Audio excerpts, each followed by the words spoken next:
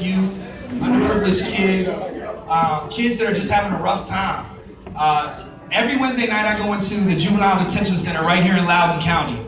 And it's a very special place. A lot of people don't realize what's going on in there or what's happening to the teenagers out here in our community.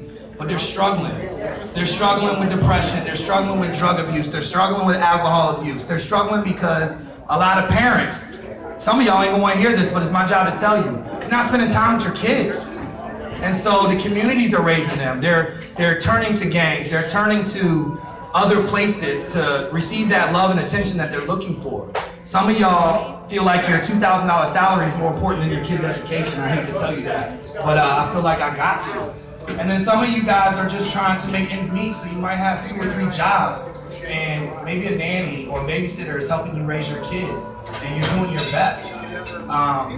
You know, my parents were divorced at a very young age. I moved out to Loudoun County in 1992, and I made a lot of bad decisions in my life. You wouldn't think that a person that looks like this was incarcerated for 5 years. But that's where this organization was birthed from. My pain, my sorrow, my mom's divorce, the things that I went through and struggled with as a kid every day, and the things that I turned to. I grew up right here, coming to this place, growing up. I graduated from Parkview High School in 2002. I even made it to college. But I had a lot of secrets in the closet. I was running around Loudoun County selling all kind of weed, doing all kind of terrible things that eventually caught up with me. And a lot of y'all can relate because some of y'all just skated by and didn't get caught. And some of y'all still living like that right now. And we don't come from a place of judgment. We come from a place of empowerment. We come from a place of understanding choices, decisions, and consequences. And so, you know, there's a big stigma going on in the world right now with convicted felons and teenagers and violence and juvenile incarceration. A lot of you guys don't know, maybe some of you guys do know, but 200,000 people in Virginia just got their rights back to vote. I'm one of those people.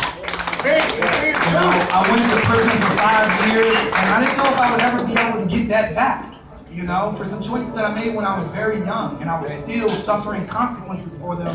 I've been home since 2009 and still suffering from the choices I made as a teenager.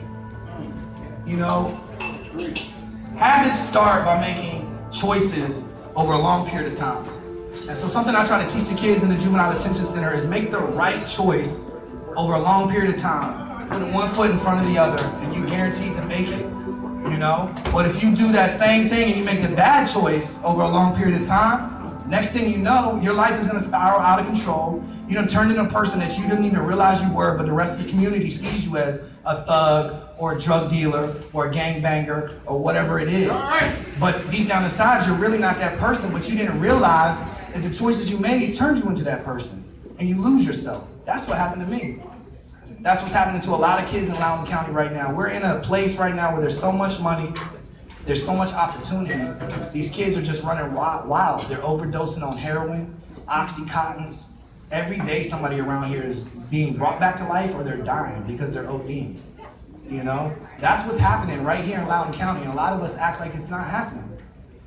We want to change that. We want to work with every single kid. I don't care if you're rich, you're poor, you're black, you're Spanish.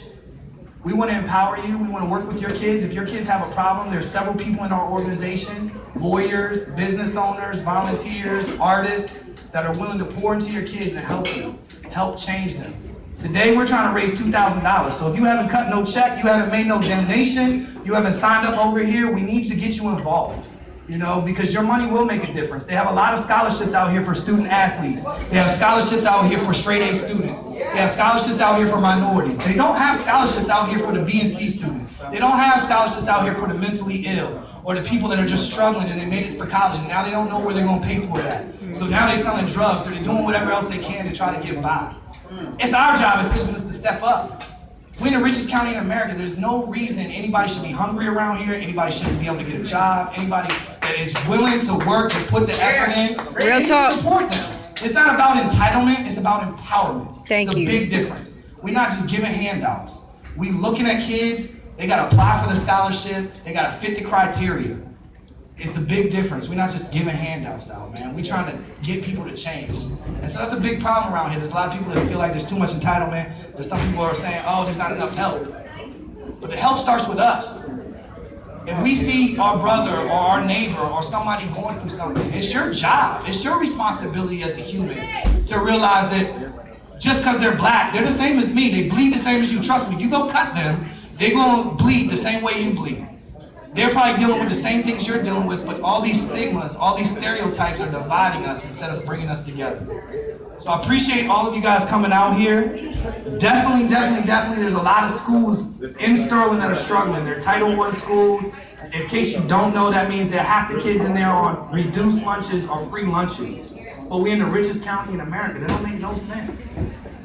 Donald Trump, his golf course right across the street. Right there. That's a lot of money, man. And when you have an excess, it's your responsibility to make sure that you be wise with that excess. You just don't waste it. So we appreciate you guys coming out here. We got Jay Real about to come up in here and host a comedy show. We got a couple other comedians in here. It's going to be a fun time, a good time. Open up your checkbook, make a donation, get involved with the raffle ticket, sign up over here and get a cool, awesome gift from some of these other businesses that believe in changing people's lives, especially young people. Because if we're not willing to commit, you know, who else is going to do it? Who else is going to do it? This is where we live.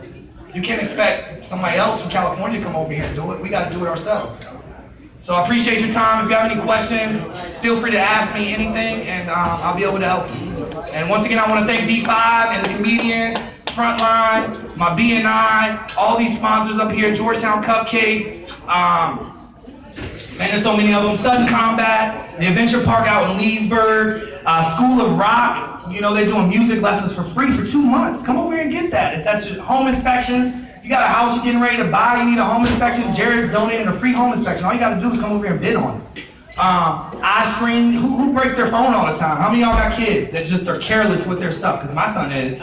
And, you know, you can come over and get your iPhone fixed for nowhere near the $100 that it typically